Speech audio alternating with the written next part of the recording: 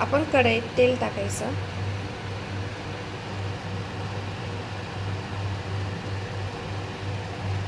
तेल टाकल्यानंतर त्यामध्ये आपण मकाईचे दाणे टाकायचे.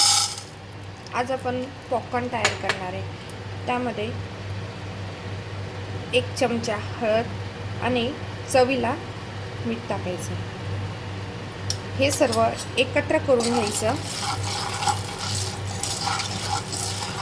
अगदी आपण विकत बाहेर मुलांना खाऊ घालतात त्याप्रमाणे पॉपकॉर्न तयार होता. आणि घरी गरम गरम पॉपकॉर्न खायची मजा अलगच आहे. तुम्ही एकदा नक्की ट्राय करून बघा.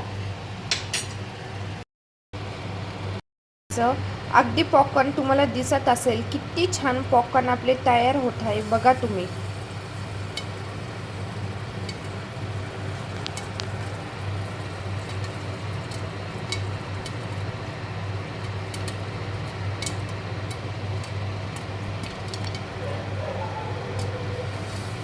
आणि पूर्ण घरात इतका सुंदर वास येतो ना, वाव.